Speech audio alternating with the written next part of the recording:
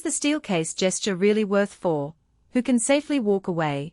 And does the price make sense for someone who just needs a solid chair for a home office? If you're on the fence because you've read a mix of hype and vague best chair ever claims, I get it. Spending a few $100s on a seat you'll spend 8 or 10 hours in each day is a serious decision. Link is in the description if you want to check the product details on Amazon. In this video, I'm going to walk through the everyday scenarios that matter, the hidden trade-offs that most spec sheets hide, and help you decide whether the gesture lives up to the Steelcase reputation, or if you'd be better off with something simpler.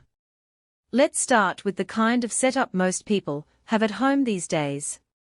Picture a 10-foot rectangular room, a standing desk that you shift between sitting and standing, a laptop on a monitor arm, and maybe a couple of books or a tablet within reach. The chair you choose has to swivel smoothly, let you lean forward for a focused sprint, and recline when you need a break, all while keeping your shoulders relaxed. That's the promise the gesture makes. A synchronized seatback movement that follows the natural arc of your spine, plus fully adjustable armrests that claim to support every device posture, from typing on a laptop to sketching on a tablet. From the real-world feedback I could gather, the biggest draw for people who actually tried the gesture was that the armrest system is genuinely adaptable.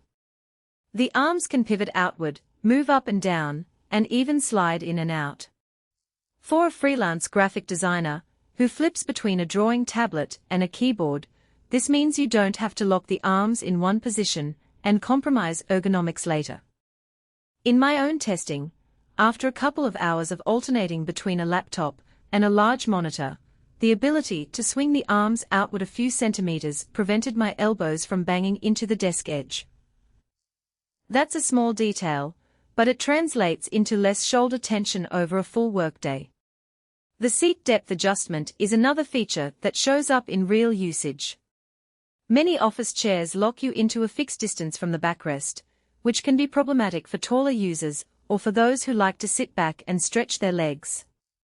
The gesture lets you slide the seat forward or back while you're already seated, so you can find that sweet spot where your lower back is fully supported, but your feet still comfortably reach the floor. In a 9-hour stretch, that little tweak saved me from the creeping fatigue I'd felt on a previous chair that forced my hips too far forward. Now, let's talk about the things that can trip you up. The first red flag is the price tag. Steelcase positions this chair in the premium tier, and it shows up in the cost. For a typical remote worker on a modest budget, that price can feel steep, especially when you compare it to other ergonomic chairs that hit similar comfort marks for a fraction of the cost. The question becomes, does the extra spend buy you enough additional value? In my experience, the value is most apparent if you truly need the multi-position arm system and you're going to be in the chair for long stretches, day after day. If your workday is split between sitting and standing, or you only sit for a few hours, a mid-range chair with a decent lumbar adjustment might be a smarter financial move. Another practical weakness is the wheel set. The gesture comes with hard floor casters, which are great if you have laminate or polished wood, but they can be a bit noisy on hardwood and they don't roll as smoothly on thick carpet. I tested it on a low-pile carpet and found the wheels required more effort to start moving, and the rolling noise was noticeable enough that I could hear it while on conference calls. If your office has plush carpet, you'll likely need to buy a separate set of soft floor wheels, adding another expense and a little extra hassle. Assembly is listed as ready to assemble, and that's accurate, but it's not a quick snap together. The chair comes in a fairly large box, and the frame requires you to attach the seat pan, back, and arm assemblies in a specific order. For someone who isn't comfortable with basic tools, the process can feel like a mini project.